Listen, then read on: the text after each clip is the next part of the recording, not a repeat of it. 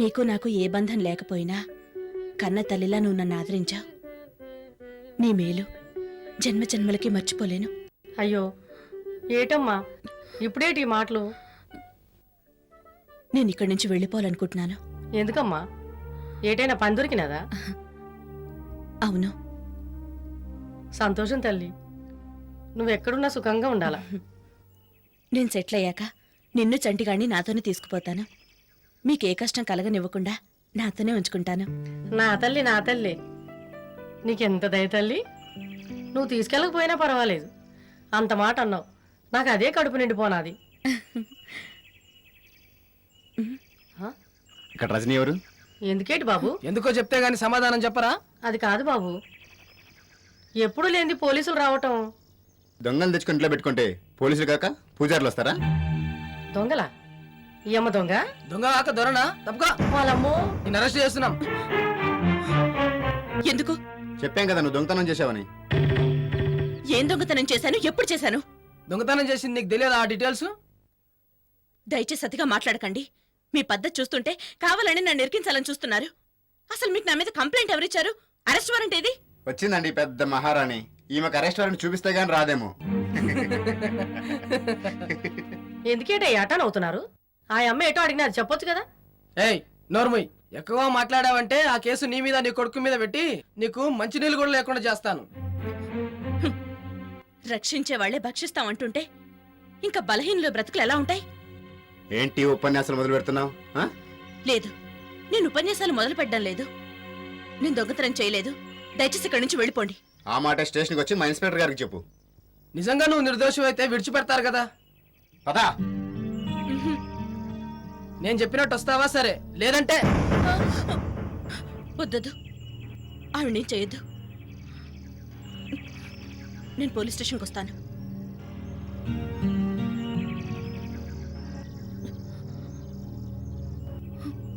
పద పద. నడు నడు.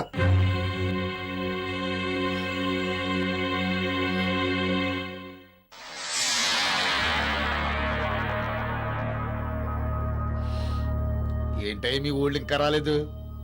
వస్తారు. టక్కం లాక్కొచ్చేసేంత చిన్న విషయం ఇది కాదు గనక నీ వరకు వచ్చాను. మా వాళ్ళ అమ్మాయిని తీసుకురాగానే నేను ఫోన్ చేస్తాను. అప్పటి వరకు మీరు ఇంటికి వెళ్ళి రెస్ట్ తీసుకోండి. మీరు ఇక్కడ ఉండటం మంచిది కాదు. చేసేది పాడు పని, ఇంకా మంచి చెడ్లేంటి? నా భయాన్ని కూడా మీరు అర్థం చేసుకోండి. వేళకు వెళ్ళి డబ్బులు తీసుకున్నప్పుడు లేదు ఈ భయం. ఆ పిల్ల రాత్రి పగల కల్లోకి వచ్చి కవ్వించేస్తుంది. ఈ రోజు ఎలాగైనా ఆ పిల్లని పొంది తీరాలి. నువ్వు కదా ఆ బ్రహ్మదేవుడు వచ్చి చెప్పినా నేను విన్నా. చూసావా మా వాళ్ళు తీసుకొచ్చారు.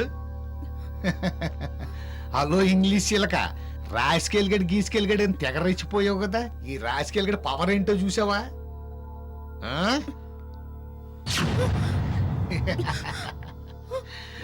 ఏమే, నా అంతటి నేను దిగి వస్తే నా చెంప చెళ్ళు అనిపిస్తావా?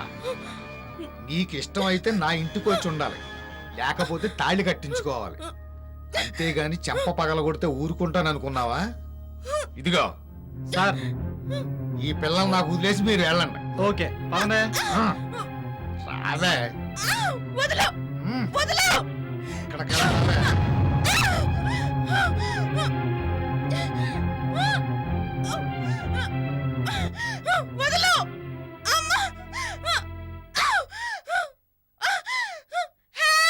నువ్వు అరిచి గీ పెట్టినా ఇక్కడికి ఎవ్వరో రారో. అనవసరంగా time waste చేయకమ్మా.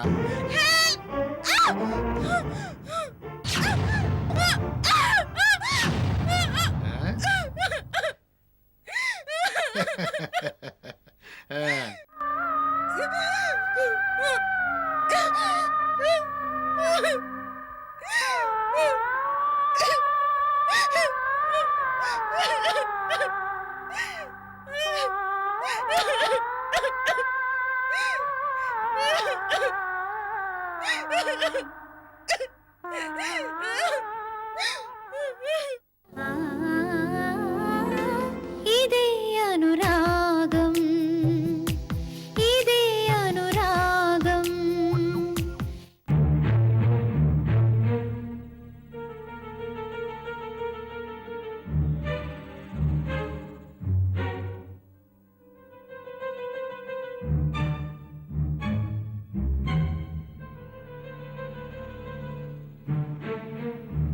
Stop it. Sir వస్తున్నారో లేదో వెళ్ళి చూసిరా. గో. Okay madam.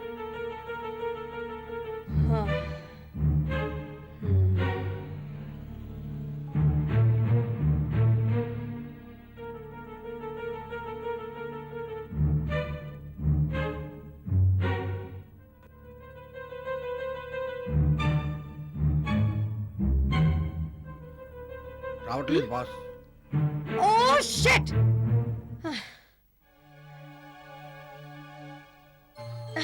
వచ్చారా? యోగి యోగి ఎక్కడ? యోగి ఎక్కడ అంటే మాట్లాడకుండా అలా ఉంటారేంటండి? ఏడుపు కాక ఇంకేం మిగిలింది? ఏమైంది? మావయ్య గారిని ఎవరు చంపారో తెలిసింది. ఎవరు ఎవరు చంపారు?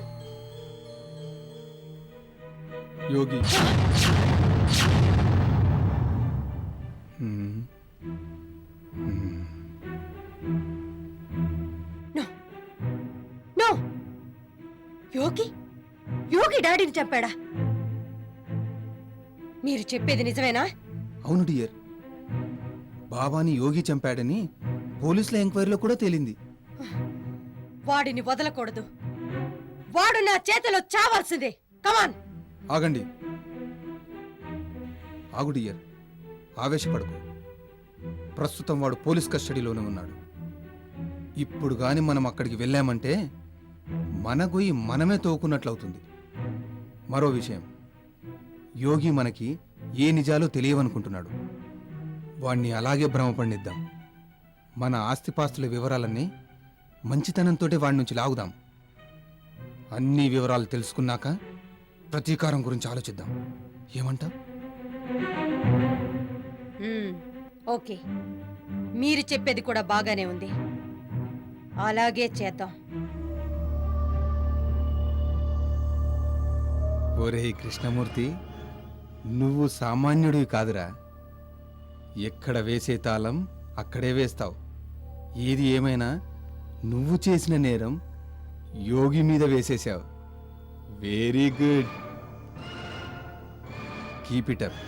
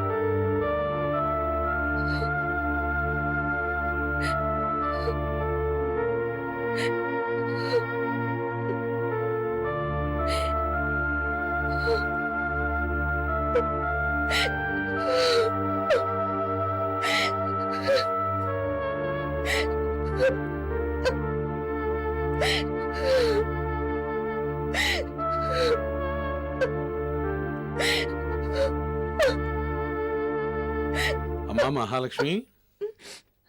బాబాయ్. మహాలక్ష్మి, ఏం లేదు, జస్ట్ ఆలోచిస్తున్నాను. ఎవరి గురించి? ఆ యోగి గురించేనా? ఇంకా వాడి గురించి నీకు ఆలోచన ఏంటమ్మా? మన అదృష్టం బాగుండి వాడు అసలు రంగు బయటపడింది కాబట్టి సరిపోయింది, కానీ అదే పెళ్ళైన తర్వాత తెలుసుంటే? అమ్మో అమ్మో అమ్మో వాడెంత గుండెలు తీసిన బంటు, ఎంత గుండెలు తీసిన బంటని. మహాలక్ష్మి, వాణ్ణి మర్చిపో. ఇదే అనురాగం, ఇదే అనురాగం. మహాలక్ష్మి, వాణ్ణి మర్చిపో. ఇకపై వాడి గురించి ఆలోచించి మనసుని పాడు చేసుకోకమ్మా. పాడైపోయిన మనసుని మళ్ళీ కొత్తగా పాడు చేసుకుంటే ఏముంటుంది బాబాయ్? అంటే ఆ యోగి ఎంత నీచుడో తెలిసాక కూడా నీకు అతని మీద ప్రేమ పోలేదా?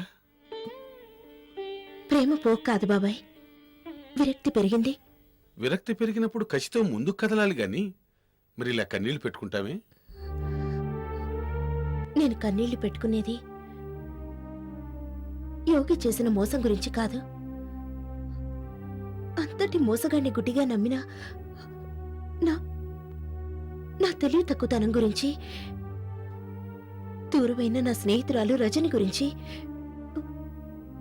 యోగి హంతకుడా? ఒక హంతకుండా నేను ఇష్టపడింది. చూడమ్మా, ఒక్కోసారి జీవితంలో మనకు తెలియకుండానే పొరపాట్లు జరుగుతుంటాయి. తెలిసాక పొరపాటుని సరిదిద్దుకోవాలే గాని పొగిలి పొగిలి ఏడుస్తూ కూర్చోకూడదు. ఇప్పుడు నువ్వు చేయాల్సింది జరిగిపోయిన విషయాన్ని తలుచుకోవటం కాదు, భవిష్యత్తులో ఇంకెప్పుడు ఏ ఆడదాన్ని మోసం చేయకుండా ఉండేలా ఆ యోగిని బాగా ఇరికించటం. ఇప్పట్లో జైల్లోంచి బయటికి రాకుండా వాడికి పెద్ద శిక్ష పడేలా చేయాలి. ఈ మాట మాత్రం నిజం రా అబ్బాయి. వాడి మనవరాల్ని ఈ రకంగా ఏడ్పించినందుకు వాడింతకింత అనిపించాల్సింది. మరో విషయం లక్ష్మి, ఏంటి బాబాయ్? నీ మనసుకు ఓదార్పునిచ్చే శక్తి నాకు మీ నాన్నమ్మకి ఉందో లేదో నాకైతే తెలియదు గాని ఒక్కరికి మాత్రం ఉందమ్మా. ఎవరికి బాబాయ్? ప్రియాంకకి. ప్రియాంక పేరు వినగానే నీ ముఖంలో కనిపించిన వెలిగే చాలమ్మా నీ మానసిక పరిస్థితిని అర్థం చేసుకోవటానికి. ప్రియాంకను వెతికే ప్రయత్నాలు ఎక్కువ చేయి, నేను వెతకటానికి ప్రయత్నిస్తాను. తను కనిపిస్తే ఇక నీలో ఏ దిగులు ఉండదు. అలాగే బాబాయ్. పదమ్మా భోంచేదు గాని. నాకు ఆకలిగా లేదు నాన్న. అలాగంటే ఎలాగమ్మా? నువ్విలా ఆకలి దప్పు లేకుండా ఇట్టా బాధపడుతూ కూర్చుంటే మాకెలా ఉంటుంది చెప్పు? ఈ వయసులో మమ్మల్ని ఇలా పస్తు పెట్టడం ఏమన్నా బాగుందా? నానమ్మా, అంటే మీరు... నువ్వు ఇలా దిగులుగా కూర్చుంటే మేము ఎలా తింటాం చెప్పు? బాబాయ్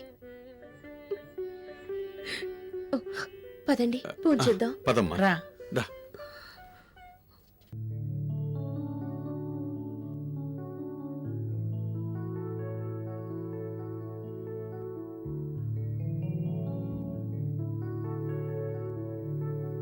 నమస్తే అంకుల్.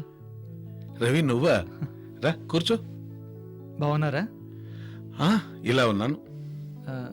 మహాలక్ష్మి గారు లేరా? లేదు, వాళ్ళ నాన్నమ్మ అమ్మాయిని గుడికి తీసుకెళ్ళింది. పర్వాలేదే, మహాలక్ష్మి గారికి కూడా ఈ మధ్య భక్తి చాలా ఎక్కువైంది. భక్తి ఎక్కువ అవటమేమో తెలియదు గాని మనుషుల మీద నమ్మకం మాత్రం పోయింది. ఆవిడికే కాదు, ఆ పరిస్థితుల్లో ఎవరున్నా అలాగే అనిపిస్తుంది. యోగి చేసిన నమ్మక ద్రోహం సాధారణమైందా? అవును బాబు, తలుచుకుంటేనే మతిపోతుంది. సమయానికి నువ్వు దేవుళ్ళ వచ్చి కాపాడావు కాబట్టి సరిపోయింది, లేకపోతే... ఇందులో నేను చేసిన ఘనకార్యం ఏముందిలేండి. మహాలక్ష్మి గారి అదృష్టం బాగుంది, అందుకే పెళ్లికి ముందే యోగి గతం బయటపడింది. అసరే, ఇంతకీ ఆ రోజు మహాలక్ష్మి గారి మీద హత్యాప్రయత్నం జరిపించింది ఎవరో తెలిసిందా? ఇంకెవరు? ఆ యోగి అయి ఉంటాడన్న అనుమానం. ప్రాణానికి తెగించి మహాలక్ష్మిని కాపాడానని ఓవర్ బిల్డప్లు ఇచ్చుంటాడు. కానీ ఆ ప్లాన్ వాడి మెడకే చుట్టుకొని పెళ్లి వాయిదా పడుతుందని ఊహించుండడు.